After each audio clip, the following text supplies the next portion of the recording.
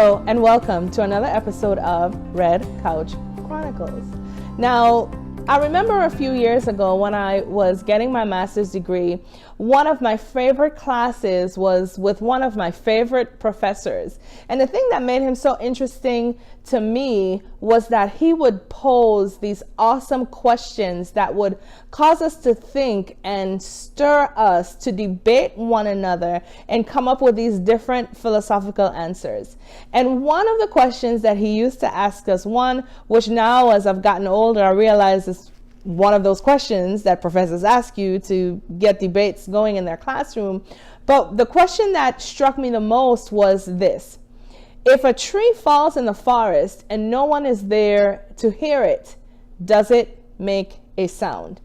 And of course, there were those from the camp who decided that yes, it made a sound because sound is scientific and sound travels on sound waves, and whether or not there's someone there to perceive it, the sound still does travel and it does make a noise.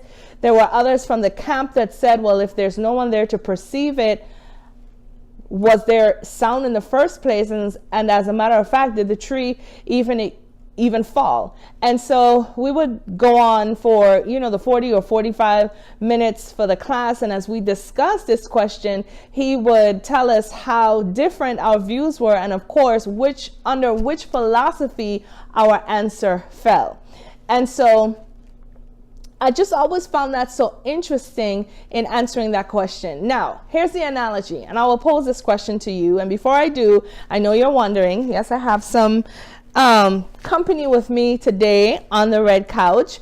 And for the purposes of explaining to you who they are, and before I ask you the question, I want to say to you, this is the serpent. He is going to represent the devil and demons, his minions. And on this side, my right side, I have a little girl who is going to represent an angel, because I couldn't find an angel. And so here on my left is the serpent who tempted Adam and Eve in the Garden of Eden. And this little girl here is going to be a representation of an angel. And so here is a question I want to pose to you.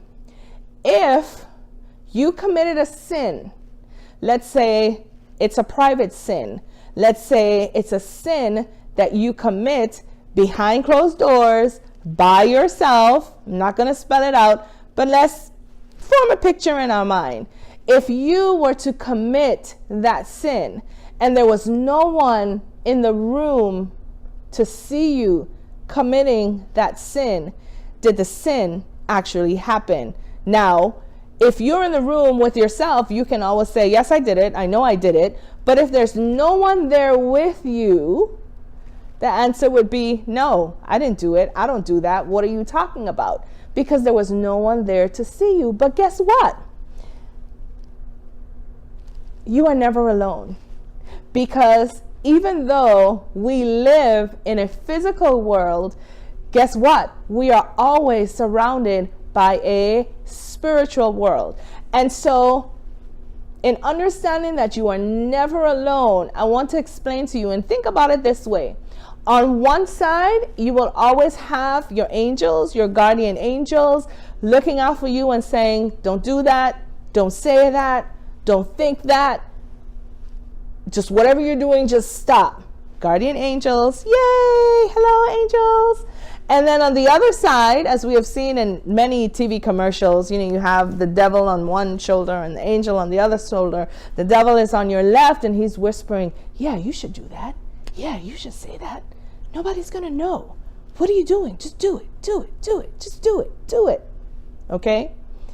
You are never alone. Whether someone is there to see you or not, whether you're in the company of another person or not, whether you are behind closed doors or not, there are always angels and demons around you vying for your attention, angels protecting you and trying to keep you and minister to you, as well as demons who are always trying to tempt you and get you to do things that do not glorify God.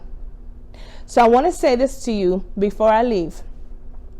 The litmus test, or the lesson I want you to take away today is this.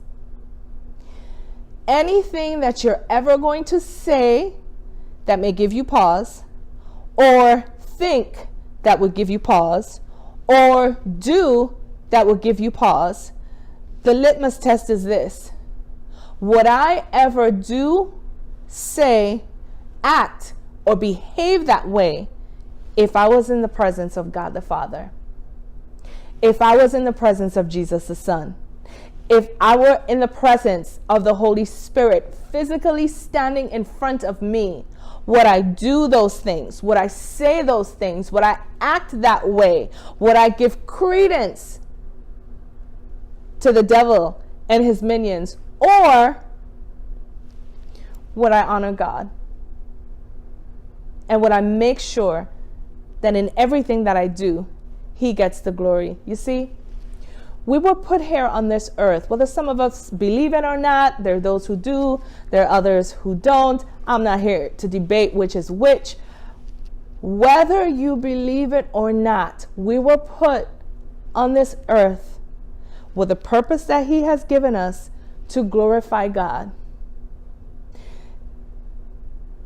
The bottom line is this. You're either going to be glorifying God and worshiping him with the things that you do, the things that you say, the things that you think, the things that you watch, the things that you listen to. I'll even take it a step further.